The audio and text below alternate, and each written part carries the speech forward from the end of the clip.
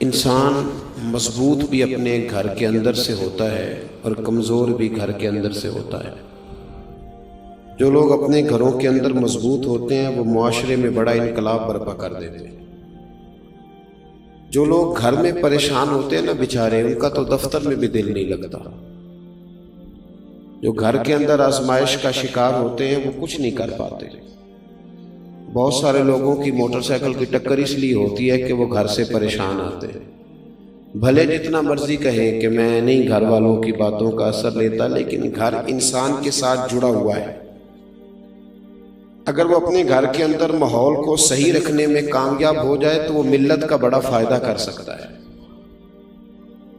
ہمارے بہت سارے نوجوان بڑے بڑے باصلاحیت ہوتے ہیں، باشعور ہوتے ہیں، لیکن وہ بیچارے اپنی بیوی اور اپنی اماں کے جھگڑے میں ایسا الجھ کے رہ جاتے ہیں کہ ان کی صلاحیتیں دب جاتی ہیں، کچھ نہیں کر پاتے، ہر وقت ذہن پر وہی چیز سوار رہتی ہے۔ اللہ تبارک و تعالیٰ نے ہمیں جو دین عطا فرمایا وہ بڑا خوبصورت ہے۔ وہ دین ہمیں مسجد میں آنے کا طریقہ بھی بتاتا ہے اور گھر میں امن قائم کرنے کا طریقہ بھی بتاتا ہے۔ ہم سمجھتے ہیں کہ مذہب اس وقت سٹارٹ ہوگا جب ہم وضو کر کے، ٹوپی پہن کے، جوتے اتار کے مسجد میں داخل ہوں گے۔ حالانکہ مذہب تو سٹارٹ ہوتا ہے ماں کی گود سے۔ مذہب سٹارٹ ہوتا ہے جب صبح آپ اپنے بستر سے اٹھتے ہیں، اور مذہب اتنی دیر تک آپ کے ساتھ رہتا ہے جب تک آپ دوبارہ سو نہیں جاتے۔ تو گھر کے اندر کا ماحول اگر درست رہے، گھر کے اندر کا، تو باہر بھی بہت ساری آسانیاں ہوتی ہیں۔ قرآن مجید نے کہا یا ایھا الذین آمنوا قوا انفسکم واہلیکم نارا، اے ایمان والو خود بھی جہنم کی آگ سے بچو اور اپنے گھر والوں کو بھی بچاؤ۔ خود بھی بچو اور اپنے… نیند آ رہی ہے ماشاءاللہ کافی سارے لوگوں کو۔ میں نیند سے اس لیے منع نہیں کرتا کہ نیند اللہ کی رحمت ہے۔ کئی لوگوں کو کئی گولیاں کھا کے بھی نہیں آتی، تو یہ اللہ کا فضل ہے، لیکن میری گزارش یہ ہے کہ گھر جا کے سوئیے گا، وہ ذرا زیادہ مؤثر رہے گا آپ کے لیے۔ تو آپ تھوڑی دیر میری بات پہ توجہ فرمائیں۔ فرمایا یا ایھا الذین آمنوا قوا انفسکم واہلیکم نارا، اے ایمان والو خود بھی جہنم کی آگ سے بچو اور اپنے گھر والوں کو بھی دوزخ کی آگ سے بچاؤ۔ حضرت عمر فاروق رضی اللہ تعالیٰ عنہ عرض کرنے لگے یا رسول اللہ صلی اللہ علیہ وسلم، یہ جو رب فرماتا ہے کہ خود بھی جہنم کی آگ سے بچو اور اپنے گھر والوں کو بھی بچاؤ، اس کا مطلب کیا ہے؟ نبی پاک صلی اللہ علیہ وسلم نے فرمایا اس کا معنی یہ ہے کہ جن چیزوں کا اللہ رسول تمہیں حکم دیتے ہیں ان چیزوں کا تم اپنے گھر والوں کو حکم دو، اور جن چیزوں سے رب رسول تمہیں منع کرتے ہیں اپنے گھر والوں کو ان چیزوں سے منع کرو۔ مذہب جو ہوتا ہے نا میرے بھائی، یہ روح ہے۔ وجود سارا صحیح ہو، اندر سے روح نکل جائے تو نہ آنکھوں کو دیکھنے کی لذت ملتی ہے، نہ کانوں کو سننے کا ذائقہ، سارا وجود بیکار ہے۔ گھر کے اندر دولت ہو، مال ہو، بچے بھی ہوں، بیوی بھی ہو، ماں باپ بھی ہوں، رشتہ دار بھی ہوں، تجوری بھی ہو، لیکن گھر میں دین نہ ہو تو پھر لوگ آ کے پیر صاحب سے فتویٰ پوچھتے ہیں، تعویذ مانگتے ہیں، کہتے ہیں حضرت جی سارا کچھ ہے، سکون کوئی نہیں۔ سارا کچھ ہے لیکن سکون نہیں۔ سکون کب ہے؟ سکون تب ملے گا جب گھر میں قرآن بھی پڑھا جائے گا اور مصطفیٰ کریم پر درود و سلام بھی پڑھا جائے گا۔ یہ ہمارے بچوں کے عقیدے کیوں خراب ہوتے ہیں؟ بد مذہبوں کے ہتھے کیوں چڑھتے ہیں؟ توجہ ہے میری بات پر؟ بچوں کے عقائد اس وقت خراب ہوتے ہیں جب ہم انہیں عقیدہ سکھاتے ہی نہیں۔ مولوی صاحب کی بات تو وہ اتنی سنے گا جتنی ہم سنتے ہیں، کیونکہ ہم نے بتایا ہوتا ہے کہ یہ مولوی صاحب ہیں، ان کو ہم 10,000 روپیہ ماہانہ تنخواہ دیتے ہیں، تو بچہ بھی سمجھتا ہے کہ چونکہ یہ 10,000 لیتا ہے تو 1 گھنٹہ اس نے جمعے والے دن بات کرنی ہے۔ کیا اس کا وہ اثر لے گا؟ کیا اثر لے گا جب ہم نے تعارف اس طرح کرایا ہے؟ یہ نعت خواں ہم نے بلایا ہوا ہے، کس لیے؟ یہ 15,000 روپیہ لے گا، تو بچہ کہتے ہیں اس کی تو ڈیوٹی ہے، 15,000 پورا کرنا ہے اس نے۔ یہ خطیب صاحب آئے ہیں، کیا کرنے آئے؟ کہتے 25,000 ایڈوانس لیا، تو بچہ اس کا کیا اثر لے گا؟ وہ کہے گا اس کا تو کام ہے۔ فلاں آدمی بڑے اچھے شعر پڑھ رہا ہے، تو بچہ کہتا پڑھنے نہیں، اس کے اوپر پیسے نہیں پھینکے جا رہے ہیں، ساتھ ساتھ ہی پڑھنے نہیں، اسی لیے تو پڑھ رہا ہے۔ میرے بھائی بچے کو اپنی گود میں بٹھائیں، اور جہاں آپ اس کو یہ سکھاتے ہیں نا کہ بیٹے پڑھ جاؤ گے تو پیسے کماؤ گے، جہاں اسے یہ سکھاتے ہو نا پڑ جاؤ گے تو بہت اونچے اڑو گے، جہاں اسے یہ سکھاتے ہو نا یہ ہمارا گھر بڑا قریبی ہے اور یہ ہمارا دشمن ہے، تو بچہ 5 سال کا بھی اس گھر میں نہیں گھستا۔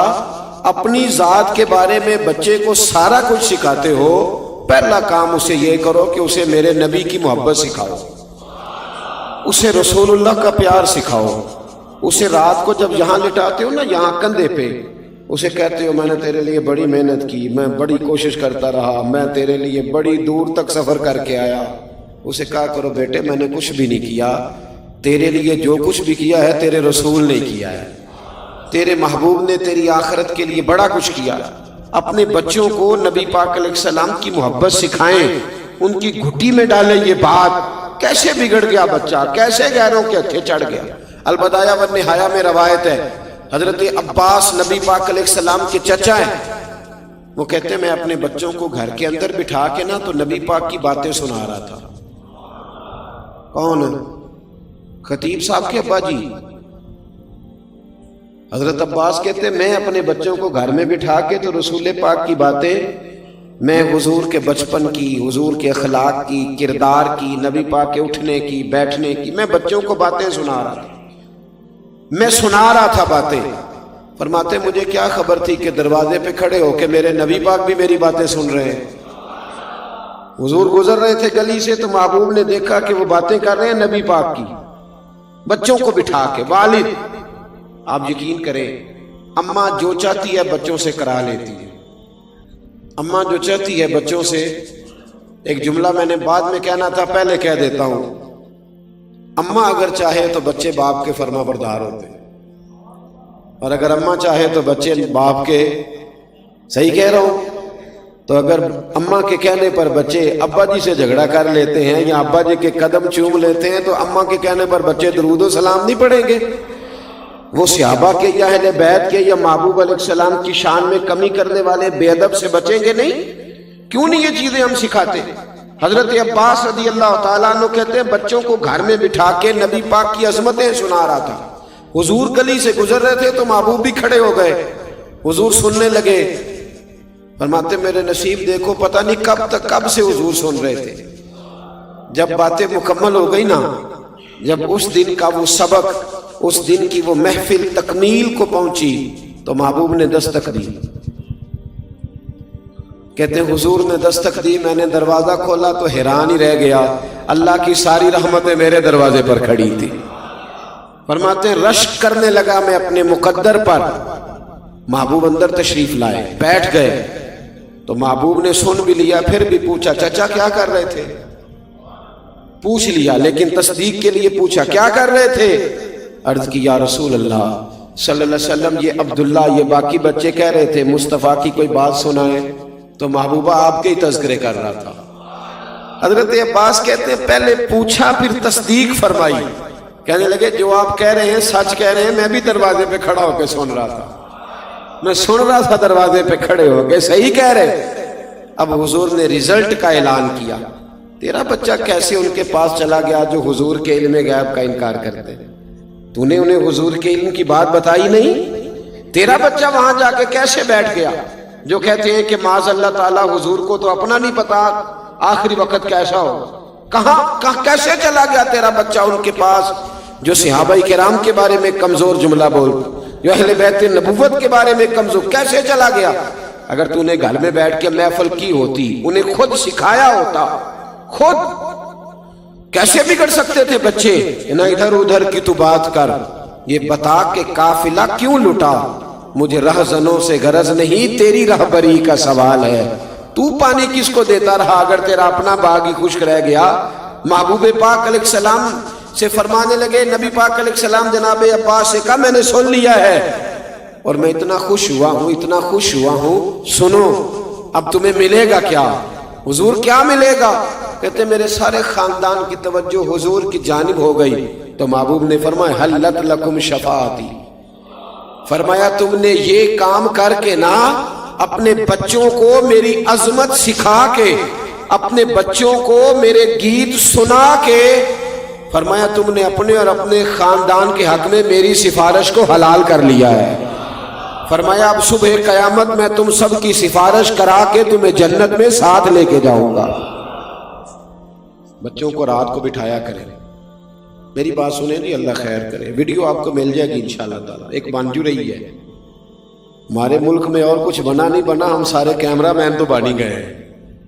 وہ پہلے نا اس طرح ہوتا تھا کہ کوئی کسی بزرگ سے ملتا تھا تو کہتا تھا جناب دعا کرنا، اب کوئی کسی بزرگ سے ملتا ہے تو کہتا ہے ادھر دیکھیا جائے ذرا فوٹو لینی ہے۔ او خدا کے بندو، دعا تو رہ ہی گئی۔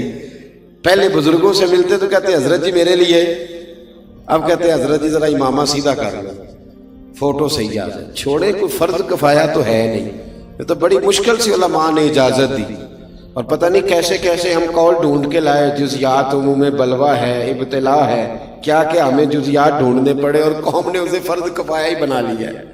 آگے پیچھے بات بڑھتی نہیں، خدا را مہربانی۔ میں ایک جگہ پہ بیٹھا تھا کچھ عرصہ پہلے، تو 4 تصویریں لگی ہوئی تھی کمرے میں، تو میں نے کہا کہ یہ بھائی اتار دو، میں نے نماز پڑھنے کا، تو پیر صاحب کی ہے فوٹو۔ میں نے کہ جب حکم آ گیا کہ جہاں تصویر ہے وہاں نماز جائز نہیں، تو مرید صاحب کی ہو یا پیر صاحب کی ہو، بات تو ایک ہی ہے۔ تو پیر صاحب کو نہیں پتا فوٹو نہیں لگوانی چاہیے؟ ویسے بھی فوٹو دیواروں پہ نہیں پیروں کی رکھنی چاہیے، پیروں کی تصویر دل میں رکھنی چاہیے، اور ہم نے دل میں سجا رکھی ہے تصویر یار، بس ذرا گردن چکائی دیکھ لی۔ اتنا شوق، اتنا شوق۔ مجھ سے کوئی شخص پوچھتا ہے نا کبھی کہ فلیکس پہ فوٹو، تو میں کہتا ہوں چھوڑو یار، پہلے فلیکس پہ لگتی ہے پھر معاذ اللہ زمین پہ گرتی ہے، کیا ضرورت ہے؟ اور یہ جو القابات لکھتے ہیں نا بڑے بڑے اشتہاروں پہ، قوم کو تو پتہ ہی نہیں کہ یہ کیا کہا جا رہا ہے۔ قوم کو سادہ نام بڑی مشکل سے یاد ہوتا ہے، لہذا لمبے چکروں میں نہیں پڑھنا چاہیے۔ جو اماں ابا نے نام رکھا اتنا ہی کافی ہے، باقی کوئی کتنا دین کا کام کر رہا ہے یہ صبح قیامت خود بخود پتہ چل جائے گا۔ بس دعا فرمائے اللہ یہاں بھی عزت دے اور وہاں بھی اللہ پردے داری عطا فرمائے۔ میری بات پر ضرور غور کریں اور یاد رکھیں، اپنے بچوں کو بٹھائیں۔ دیکھیں نا حضرت عائشہ صدیقہ سے کسی نے پوچھا، میری بات پہ توجہ کرنی ہے آپ، یہ بات آپ نے یاد رکھنی۔ حضرت عائشہ صدیقہ رضی اللہ تعالی عنہ سے کسی نے پوچھا کہ اماں جی کیا وجہ ہوئی کہ آپ مسلمان ہو گئی، کیا سبب بنا آپ کے کلمہ پڑھنے کا؟ ہر آدمی کے ساتھ کوئی نہ کوئی بات ہوئی، کسی نے قرآن پاک سنا، کسی نے کچھ سنا، کوئی نہ کوئی واقعہ ہے، پس منظر ہے، تو اماں جی آپ کیسے مسلمان ہوئی؟ جناب عائشہ صدیقہ کہنے لگی مجھے کوئی ضرورت ہی نہیں پڑی کسی واقعے کی، اس لیے کہ میرے ابا جی جناب ابو بکر صدیق جتنی دیر گھر بیٹھے رہتے تھے محمد عربی کی نعت ہی پڑھتے رہتے تھے، وہ رسول اللہ علیہ السلام کی تعریف ہی کرتے رہتے تھے۔ مجھے ضرورت پیش تو کس طرح تیرے بچے کو ضرورت پیش آتی ہے کہ وہ کہیں سے جا کے سیکھے؟ تو کدھر ہے؟ 3 باتوں کی ڈیوٹی ابا جی اور اماں جی کی ہے، نبی پاک نے لگائی ہے۔ حضور نے فرمایا 3 کام کرو، اپنی اولاد کو 3 چیزیں سکھاؤ۔ حضور کون سی؟ فرمایا ایک انہیں اپنے نبی کی محبت سکھاؤ، ایک انہیں اپنے نبی کے اہل بیت کی محبت سکھاؤ، اور تیسرا ماں باپ کی ڈیوٹی ہے، فرمایا اپنی اولاد کو قرآن پڑھنا سکھاؤ، تمہاری ذمہ داری ہے۔ گھر تب بنے گا جب ہمارے بچے رسول پاک سے جڑ جائیں گے، جب ہمارے بچے نبی پاک علیہ السلام کے غلام بنیں گے، جب انہیں حضور کی سنت کا شعور آئے۔ ہماری اماں تو تھینک یو سکھانا فخر سمجھتی ہے، بیٹے تھینک یو بولو۔ او بی بی یہ ٹھیک ہے، یہ جب سکول جائے گا تو بولے گا، ہم دکیا نوس نہیں ہیں، ہم قائل ہیں جدید تعلیم کے، لیکن تھینک یو کا ثواب کوئی نہیں، ثواب جزاک اللہ خیرہ کا ہے، اس کا اجر ہے، جزاک اللہ اس کا اجر ہے۔ یہ حدیث بخاری میں موجود ہے، نبی پاک علیہ السلام نے فرمایا جس نے اپنے محسن کو جزاک اللہ خیرہ کہا اس نے اس کا پورا شکریہ ادا کر دیا۔ تو یہ جملے تو نے کیوں نہیں سکھائے؟ یہ تیرے بچے کی زبان پہ کیوں نہیں آیا؟ ان فکروں کو تو نے کیوں اپنے گھر میں رائج نہیں کیا؟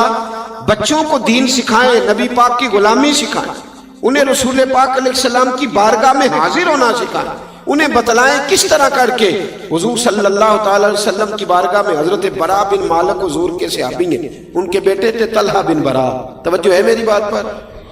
جب آپ تھک جائیں تو بتا دیجئے گا، میرے ذمہ 1.5 گھنٹہ بولنا نہیں، میں تو 10 منٹ میں بھی ساری تقریر سنا لیا کرتا ہوں۔ خیر الکلام ما قل ودل، آمدام برسر مطلب حضرت برا بن مالک کے بیٹے طلحہ بن برا، 12-14 سال کا نوجوان ہے، پر سارا دن میرے رسول پاک کی خدمت میں رہتے ہیں۔ सारा दिन वो सारे आदाब सीख गए जो बाकी सहाबा के थे। क्यों भला? इसलिए कि उनके अब्बा ने तरबियत की थी कि बेटा दरवाज़ा रसूल पे रहना है। उनके हमारा तो बच्चा दाढ़ी रख लेता है तो उसकी अम्मा जा कहती है बेटे तेरी अभी उम्र ही नहीं।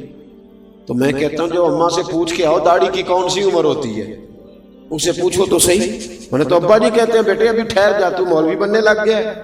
अपने घर के अंदर दीन का माहौल पैदा करें, इनके अकायद को बचाएं, वरना आपके जाने के बाद कोई फातिहा पढ़ने वाला नहीं होगा। इन पर पहरेदारी करें वरना हालात बिगड़ जाएंगे। और उससे अगला काम जो बड़ा जरूरी है वो ये है कि बच्चों को अच्छी सोचें दें। मेरी बात पे तवज्जो है मेरे भाइयों? सोच बच्चों को मनफी सोच ना दें। खुदारा हमारे मुआशरे में सबसे बड़ा नुकसान मनफी सोच का है। यार हर बंदे डाकू है, हर बंदे चोर है, हर मौलवी दुकानदार है, हर पीर ही झूठा है, हर सियासतदान ही करप्ट है। आपने क्या तस्वीर दी दुनिया को अपनी कि हम सारे गंदे लोग हैं? आप ढूंढ के देख लें, 4 आदमी बैठते हैं रात को टीवी पे टॉक शो कर दें, सिवाय एक दूसरे पर तनकीद करने के कोई और कुछ नहीं है हमारे पल्ले। और जब वो टॉक शो खत्म होता है तो सिवाय मनफी ज़हन के हमारे पास कुछ नहीं बचता। पाकिस्तान में 5 लाख डिप्रेशन का मरीज सरकारी अस्पतालों में रजिस्टर्ड है। 5 लाख टेंशन के मरीज जो दवाई खाते हैं। और घरों में कितने हैं जो दवाई इस्तेमाल नहीं करते, वो कितने, अल्लाह जाने वो कितने हैं। और डॉक्टर कहते हैं इन सब के पीछे पस मंजर ये है कि ये मनफी सोचते हैं, बुरा सोचते हैं। अगर कोई गरीब रह गया तो कहते हैं इसने मेहनत ही नहीं की, काम चोर था। अगर कोई तगड़ा हो गया, मालदार हो गया तो कहते हैं पता नहीं कौन सा बैंक लूट लिया है। मनफी सोचे सारे मुआशरे को ले गई। हर आलिम दीन ही सही नहीं रहा, हर पीर ही गलत हो गया, हर दरवेश ने दुकान डाल ली, हर बंदा ही गलत है। या अय्युहल्लज़ीना आमनू इज्तनिबू कसीरम मिनज़-ज़न्नि इन्न बअद-ज़न्नि इस्म। अल्लाह फरमाते हैं ईमान वालों बाज गुमानों से भी बचा करो। बहुत सारे गुमानों से बचो, बाज गुमान भी गुनाह है। ठंडी सोच रखे, अच्छा सोचे। जरूरी तो नहीं कि वो 2 बंदे जो सामने खड़े हो मेरे खिलाफ ही बात कर रहे हैं। को जरूरी है, उनको और काम कोई नहीं मेरे अलावा। मैं क्यों ये सोचता हूं? बुरी सोच ने हमारा कोई दोस्त नहीं रहने दिया, हमारा कोई ताल्लुक वाला नहीं रहने दिया। बुरी सोच ने हर शख्स ही हमें बुरा लगता है, हर शख्स ही। खुदारा गौर फरमाए। लेकिन ना अम्मा बच्चे को पैदा करती है, पालती है, जवान करती है, खुद बहू लेके आती है। फिर वही अम्मा अगर 10 मिनट अपने बेटे को अब उसकी बीवी के पास से उठा के लाती है ना कि बेटे इधर आ 2 मिनट मेरी बात सुन, तो बहू सोचने लग जाती है मेरे खिलाफ ही प्रोपेगेंडा हो रहा है। भाई वो पहले दिन मुलाकात हुई है, उसका बेटा है, उसने जना है, उसने पाला है, तुझे पाल के तेरे खिलाफ ही बात करनी थी उसने। अपने घर में मुस्बत सोच को परवान चढ़ाए, मुस्बत सोच। और जहां तक सास का ताल्लुक है, हम तो बचपन से बच्ची को कहते हैं कि सास जालिम होती है। कहते नहीं हम, जब तू जाएगी ससुराल तो लाग पता जाएगा। क्यों? सास डायन होती है, खा जाएगी वो। क्यों मुस्बत सोच नहीं देते? और अगर कभी अम्मा के पास बेटा बैठा है तो बेटी आई है, बहू आई है, उसने कहा जरा 2 मिनट मेरी बात सुनना। भाई मियाँ बीवी की बहुत सारी प्राइवेसी होती है। इनकी जिंदगी हुन्ना लिबासुल लकुम व अंतुम लिबासुल लहुन, एक दूसरे का पर्दा होते हैं। समझ आ रही है ना मेरी बातों की? अब अगर कभी ले गई बीवी उठा के खामद को, तो अम्मा कहती है बस मेरे खिलाफ ही बात होने लगी। इतना मनफी ज़हन, और ये हमने बनाया है। ज़हनों को मुस्बत करें, अच्छा सोचें, अच्छी सोच को परवान चढ़ाएं। हजरत बिशर हाफी रहमतुल्लाह अलैह बगदाद के पीर थे, नंगे पांव चला करते थे। और अल्लाह ने उन्हें ये कमाल दिया था कि जब तक वो बगदाद की गलियों में नंगे पांव चलते थे, कुछ जानवर गोबर भी नहीं करता था। इतना बड़ा सूफी। बगदाद का एक ताजर कहता है मुझे नहीं बाबा अच्छा लगता था। क्यों जी? कहते इसलिए कि बाबा जी ना जुमे वाले दिन फर्ज पढ़ के घर चले जाते थे, बाकी नमाज नहीं पढ़ते थे। देखे मेरे एक बच्चे को मेरे पास कुछ लोग आए, कहने लगे तालिब इल्म दे दे मस्जिद में हमारी, में नमाज पढ़ा दे। बच्चा भेज दिया। कुछ अरसे के बाद शिकवा करने आ गए, कहने लगे ना असर की पहली 4 सुन्नतें पढ़ता है ना इशा की। तो मैंने कहा भाईजान, जिस चीज को रब रसूल पाबंद नहीं करते, आप उस चीज का क्यों पाबंद करते हैं? भाई गैर मुअक्कदा सुन्नतें चाहे कोई पढ़े चाहे, बोलिए। कहते नहीं असी नहीं पढ़नी, इमाम तो चाहिए ना पढ़े। میں کیا سبحان اللہ، جو پابندی آپ اپنے پہ نہیں لگاتے وہ امام صاحب پہ کیوں لگاتے ہو؟ اس لیے کہ مولوی غریب ہوتا ہے، جو مرضی جس کا دل آئے کہہ جائے، یہ وجہ ہے صرف۔ یہ ایک علیحدہ موضوع ہے، اس پر پھر کبھی بات کروں گا۔ ہم نے سب سے زیادہ استحصال ان لوگوں کا کیا ہے جو ہماری مسجدوں میں 5 اذانیں پڑھتے اور جماعتیں کراتے، سب سے زیادہ تکلیف ہم نے ان کو پہنچائی۔ بہرحال یہ عنوان نہیں، ورنہ اس پر بڑی تفصیل سے بولتا۔ میرے عزیز، وہ شخص کہنے لگا کہ بشر حافی رحمۃ اللہ علیہ نماز فرض پڑھ کے چلے جاتے تھے تو میں کہتا تھا اتنا بڑا پیر ہے تو باقی نماز پڑھتا ہی نہیں۔ حالانکہ مسجد میں فرض پڑھنا ضروری ہے، باقی جہاں جس کا دل کرے پڑھے۔ کہتے ایک دن نہ لوگ مجھے کہنے لگے یار تو کیوں نہیں بابا جی کو مانتا، اتنے اچھے آدمی۔ ایک دن میرے دل میں خیال آیا تحقیق تو کروں، مولوی صاحب جمعہ کے فرض پڑھ کے جاتے کہاں ہیں؟ کہتے حضرت نے جمعہ مسجد میں پڑھا، جماعت کے ساتھ نماز پڑھ کے نہ تو باہر نکلے فرض، تو میں چوری چوری تجسس کے ارادے سے جاسوسی کے لیے پیچھے ہو گیا۔ حضرت بشر حافی کی دکان پہ گئے تو وہاں سے نان خریدے۔ میں نے بدگمانی کی، میں نے کہا اوہو مولوی کو بھوک نے ستایا تھا، روٹی کے پیچھے اس نے سنت نفل چھوڑ دیے۔ کہتے وہاں سے وہ تھوڑا آگے بڑھے تو ایک کباب کی دکان سے کباب خریدے، تو میں نے کہا دیکھو اس کی عمر دیکھو اور ذائقے دیکھو، یہ کباب سے کھائے گا۔ کہتے وہ نان اور کباب لے کے جنگل کی طرف گئے تو میں نے تیسری بدگمانی کی، میں نے کہا اب سبزے پہ بیٹھ کے کھائے گا۔ لیکن تھوڑا سا وہ آگے گزرے تو کچی آبادی آ گئی۔ کچی آبادی میں کمزور گھر، کمزور، اتنی تو ہمتیں ہو میری کم سے کم بلند کہ شاہوں کے تاج فقط اشاروں سے چھین لوں، اور جتنے غریب گھر ہیں اجالوں سے دور دور اتنی ہی روشنی میں ستاروں سے چھین لوں، اللہ کرے ایسا ہو۔ کہتے ہیں کہ وہ کمزوروں کے گھر جہاں چراغ بھی کم جلتے ہیں، ایک گھر کا دروازہ باہر سے بند تھا۔ حضرت بشر حافی گئے، کچا مکان، اور باہر سے تالا کھولا، کنڈی کھولی، میں بھی پیچھے تھا۔ جب وہ اندر داخل ہوئے تو میں سوراخ میں دیکھنے لگا، ایک نابینا اور فالج زدہ بوڑھے بزرگ بیٹھے اور ان کے منہ سے پانی نکلا ہوا ہے۔ کہتے جناب بشر حافی بہت سارے مریدوں کے پیر، کہتے ہیں وہ آگے بڑھے، مٹکے سے پانی پیالے میں ڈالا اور پھر بابا جی نے اپنی پگڑی کھول کے پانی میں بھگو کے اس بزرگ کا منہ صاف کیا، اور کہتے ہیں پھر اتحیات کی حالت میں بیٹھ گئے، پہلے پانی پلایا اور پھر نان اور کباب کا پہلا لقمہ توڑ کے بابے کے منہ میں رکھا اور کہنے لگے بابا جی ناراض نہ ہونا، جمعے والے دن ذرا آنے میں دیر ہو جاتی ہے، ابھی تو میں نے نفل اور سنتیں بھی ادا کرنی ہے۔ وہ شخص کہتا ہے میں باہر کھڑا تھا، میری چیخیں نکلنے لگ گئی، میں رونے لگا، آنسو بند سبد کا توڑ کے باہر آ گئے۔ حضرت بشر حافی نے جب یہ کہا تو بزرگ رو پڑے، کہنے لگے بشر 14 سال ہو گئے، 14 سال تو روز میری روٹی لے کے آتا ہے، پتہ نہیں میری زندگی کتنی لمبی ہے، میں کب تک بوجھ بنا رہوں گا۔ کہتے حضرت بشر حافی نے آنسو صاف کیے اور کہنے لگے بابا چپ کر، یہ جو سارا زمانہ میری عزت کرتا ہے تو یہ نفلوں کی وجہ سے نہیں کرتا، یہ میرے چلوں عبادتوں کی وجہ سے نہیں کرتا۔ بابا میں تیری لاوارث کی نوکری کرتا ہوں، تیری بیمار کی نوکری کرتا ہوں، تو اللہ نے ساری مخلوق کے دلوں میں میری محبت پیدا کر دی ہے۔ ارے خدا کے بندے تو ہیں ہزاروں، بنوں میں پھرتے ہیں مارے مارے، میں اس کا بندہ بنوں گا جس کو خدا کے بندوں سے پیار ہوگا۔ میرے بھائی غور کرنے کا مقام یہ ہے، اچھی سوچ۔ وہ تاجر کہتا ہے حضرت بشر حافی باہر نکلے تو میں پیروں میں بیٹھ گیا، میں پیروں میں نے کہا بابا جس چیز کو میں تیرا عیب سمجھا کرتا تھا وہ تو تیری سب سے بڑی خوبی نکلی، اور بھائی کچھ تو مجبوریاں رہی ہوں گی، یوں ہی کوئی بے وفا نہیں ہوتا۔ اچھی سوچیں، پروان چڑھائیں۔ جس معاشرے کی سوچ اچھی ہوتی ہے وہ معاشرہ صحت مند ہوتا ہے، جس معاشرے کی سوچ اچھی ہوتی ہے اس معاشرے میں لوگ ایک دوسرے کے ساتھ جڑے ہوئے ہوتے، جس معاشرے کی سوچ اچھی ہوتی ہے وہ معاشرہ بڑا قیمتی ہوتا۔ اپنے گھروں میں اچھی سوچ۔ ابا جی گھر میں نا اگر چاہتے ہیں نا گھر میں سکون ہو تو اپنی بیوی کی تعریف کریں گھر میں بیٹھ کے۔ میرے ابا جی کسان تھے، میری اماں اپنا نام نہیں لکھنا جانتی تھی، لیکن بڑا زمانہ بیت گیا، جب کچھ ایڑے ترچھے لفظ پڑھنے لکھنے کے قابل ہوئے تو سمجھ آئی کہ وہ تو یونیورسٹی کا درجہ رکھتے تھے لوگ، وہ تو بڑے لوگ تھے۔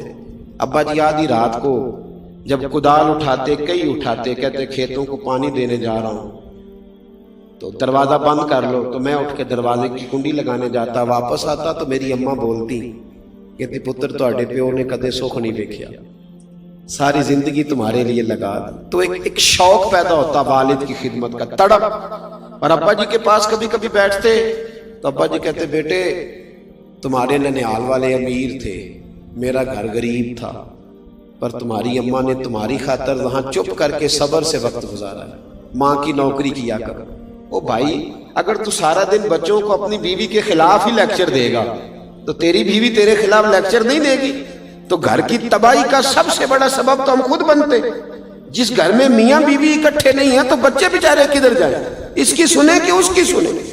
وہ دیکھو قرآن ہماری تربیت کرتا ہے، قرآن فلما بلغ معه سعیا، دیکھو قرآن تربیت کرتا ہے۔ حضرت جناب ابراہیم چھوڑ آئے ہیں بیٹے کو، اور ڈھیر ساری روایتیں بتاتی ہیں کہ 13 سال دوبارہ گئے نہیں حضرت اسماعیل کو دیکھنے، 13 سال۔ اور کچھ روایتوں میں اگر ان کا جانا ہے بھی تو جانا ہے، وہاں رکنا موجود گئے ہیں اور آ گئے۔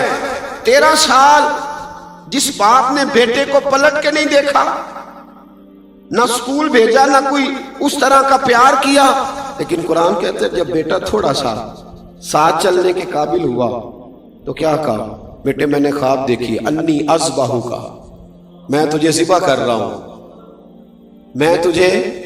تو بیٹے نے نہیں کہا ابا 13 سال کا میں ہو گیا ہوں، ایک دن بھی تو نے میری کوئی خدمت نہیں کی، کوئی شفقت نہیں کی، اور آیا ہے تو ذبح کرنے آ گیا ہے۔ تمام مفسرین کو دیکھ لیں اور تفصیل سے پڑھنا ہو تو علامہ اسماعیل حقی علیہ رحمہ کی تفسیر روح البیان کھولیں۔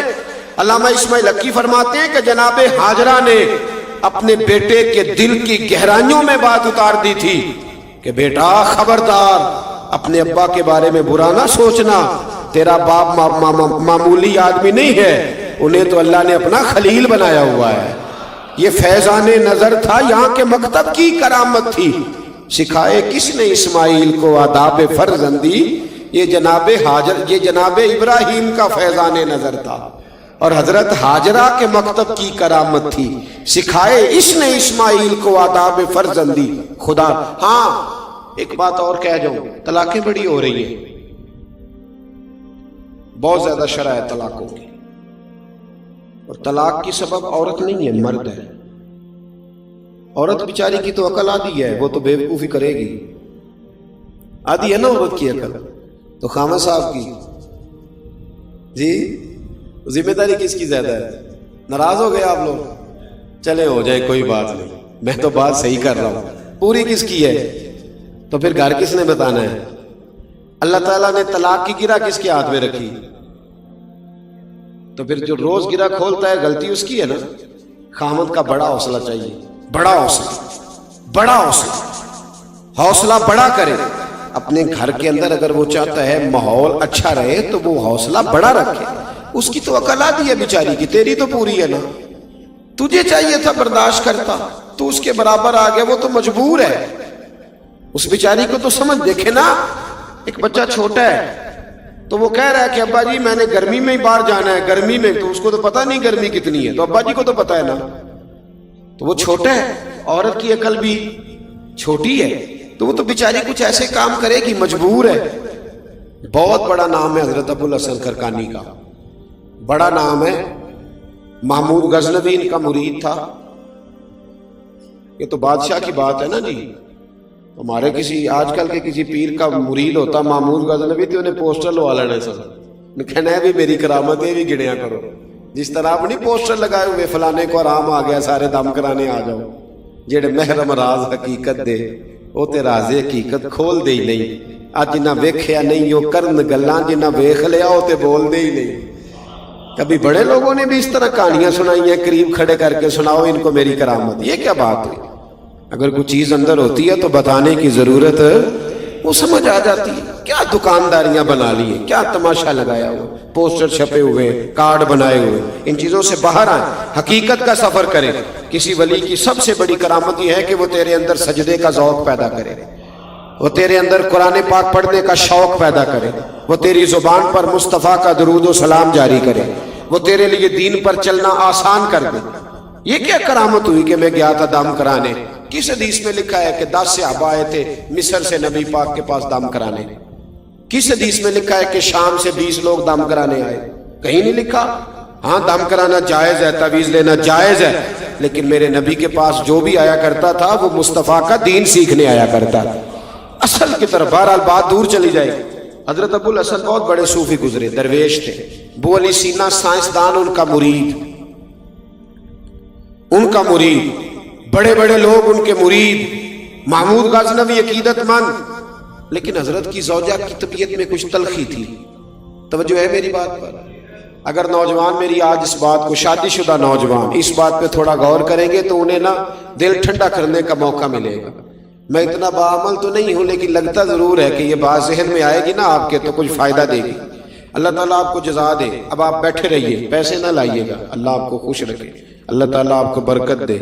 اس کے بغیر بھی کام چالی جاتا ہے الحمدللہ، تو کوئی ایسا مسئلہ نہیں ہے۔ اس سے بھی تھوڑا سا بچنا چاہیے۔ جب آپ برسر اسٹیج پیسے دیتے ہیں نا اس طرح کر کے، تو پھر وہ بندہ نہیں اچھا لگتا جو نہ دے رہا ہو۔ تو اس لیے ماحول ایک جیسا رہنے دیں۔ کسی کی خدمت کرنا، وہ سارا کچھ کرنا، وہ سنت ہے، اس میں اختلاف نہیں، لیکن برسر اسٹیج نا استحصال ہونے لگ جاتا ہے۔ پھر غریب آدمی سامنے نہیں بیٹھتا، پیچھے ہو کے بیٹھتا ہے، کہنا میرے کو دتھی ہوندی تو میں بھی اگے بیٹھا۔ اس لیے مہربانی فرمائیں ان چیزوں سے اگر پرہیز ہو جائے برسر اسٹیج تو فائدہ ہوگا ملت۔ اللہ ہمیں توفیق عمل عطا فرمائے، آمین تو کہہ دے۔ میں بس بات سمیٹنے کی طرف آ رہا ہوں۔ حضرت ابو الحسن رحمۃ اللہ علیہ سے ایک شخص مصر سے ملنے گیا یا یمن سے ملنے گیا، اس نے 2-3 مہینے کا سفر کیا، حضرت کے دروازے پہ دستک دی، تعریف سن کے آیا۔ دستک دی تو اندر سے بی بی صاحبہ بولی، اماں جی کون ہے؟ طبیعت میں تلخی تھی، کون ہے دروازے پہ؟ نے کہا اماں جی میں حضرت کا عقیدت مند ہوں، تو بڑی دور سے آیا ہوں۔ تو اماں کہنے لگی تجھے بھی کوئی کام نہیں جس طرح انہیں کوئی کام نہیں، فارغ ہے تو بھی؟ کہتا ہے میں تو بڑا ذہن میں زاویہ بنا کے آیا تھا، ذائچہ سارا ٹوٹ گیا۔ کہا چلے اماں جی میں اب آ گیا ہوں تو مہربانی کریں بتا دے کہاں ہے؟ تو کہنے لگی وہ جنگل میں 10-12 فارغ لوگ اس کے پاس بیٹھے ہوں گے، اللہ اللہ ہو رہی ہوگی، تو بھی چلا جا بھائی، اور اب دروازہ نہ کھٹکھٹانا۔ وہ کہتا ہے کہ وہ میرے اندر سے وہ بات تو نکل گئی، میں نے کہا جس شخص کا گھر میں ہی کوئی حال نہیں، میں نے کیا عقیدت کر دی ہے، لیکن چلو آیا ہوں تو مل لیتا ہوں۔ کہتے ہیں میں نے جنگل کی طرف منہ کیا، شام ہو گئی تھی، میں نے دیکھا کہ حضرت ابو الحسن خرقانی شیر پہ بیٹھے ہوئے، شیر انہیں گھر چھوڑنے آ رہا۔ میرے اندر سے پھر بدگمانی نکلی، میں نے کہا دیکھو زوجہ قابو آتی نہیں، شیر پہ قبضہ کیا ہوا ہے۔ اللہ تعالیٰ اپنے بندوں کو یہ کمال دیتا ہے۔ ترمذی کے لفظ ہے اتقوا فراست المومن فإنه ينظر بنور اللہ۔ نبی پاک علیہ السلام نے فرمایا مومن کی فراست قلبی سے ڈرو، وہ تو اللہ کے نور سے دیکھ لیتا ہے۔ مومن کس سے دیکھتا ہے؟ اللہ کے۔ فإنه ينظر بنور اللہ، بے شک وہ اللہ کے نور سے دیکھتا ہے۔ فرماتے ہیں میرے دل کی بات جان گئے اور فرمانے لگے شام ہو گئی تھی، اللہ اللہ کرتے تو شیر مجھے کہنے لگا حضرت جی کو جانور تکلیف نہ دے، میں آپ کو گھر چھوڑ آتا ہوں۔ اور پھر فرمانے لگے میری بیوی بستر کی بڑی پاک ہے، پردے کی بڑی پابند ہے، غیر محرم کی جرت نہیں وہ میرے گھر کا دروازہ پھلانگ سکے، کھانا بھی وقت پہ دیتی ہے، بچوں کا خیال بھی کرتی ہے، بیچاری مجبور ہے، اس کی زبان میں تلخی، اگر میں نے چھوڑ دیا نا تو کوئی رکھے گا نہیں، رسوا ہو جائے، میرے بچوں کی ماں ہے، کہاں ٹھوکریں کھاتی پھرے گی۔ اور پھر فرمانے لگے سنو یہ جو میں شیر پہ بیٹھا ہوں تو اپنی بیوی کی وجہ سے بیٹھا ہوں۔ کہنے لگا حضور وہ کس طرح؟ فرمانے لگے میں اس بد زبان سے حسن سلوک کرتا ہوں تو اللہ نے یہ بے زبان مخلوق میری فرما بردار بنا دی ہے۔ بھائی تو تھوڑا سا حوصلہ کر، تھوڑا صبر کا مظاہرہ کر، اپنے گھر کو بچا۔ اور اگلی بات بزرگوں کے لیے، بوڑھوں کے لیے، بوڑھے ناراض نہ ہو جائیں پر مجبوری ہے، کچھ باتیں ضروری ہیں کرنی پڑتی ہیں۔ کبھی بھی خامند کو مرد کے خلاف اور مرد کو عورت کو خامند کے خلاف اور خامند کو اس کی عورت کے خلاف کبھی بھی غلط بات نہ بتائیں. ہم ایک جملہ کہہ کے گزر جاتے ہیں، انہوں نے اکٹھے رہنا ہوتا ہے، ان کی زندگی عذاب بنی رہتی ہے. نہ کہیں. ابن حجر اسقلانی حدیث لائے، نبی پاک علیہ السلام نے فرمایا وہ شخص لعنتی ہے جو بیوی کو مرد کے خلاف اکساتا ہے یا مرد کو بیوی کے خلاف اکساتا ہے، وہ لعنتی. ان کی اچھی تربیت کریں، ان کو کہیں تیرا خامن تیرے حق میں اچھا ہے. نہ بچی کی اماں اچھا مشورہ دیتی ہے، نہ بچے کی اماں الا ماشاءاللہ. گھر ٹوٹتا ہے. گھروں کے اندر امن رہے گا تو معاشرے کو خوبصورت لوگ ملیں گے، اچھے لوگ معاشرے کو ملیں گے، اچھی فضا قائم ہو، اچھا طریقہ کار وضع ہوگا، اچھی چیزیں مارد وجود میں آئیں. خدا را اس بات پر ضرور غور فرمائیں.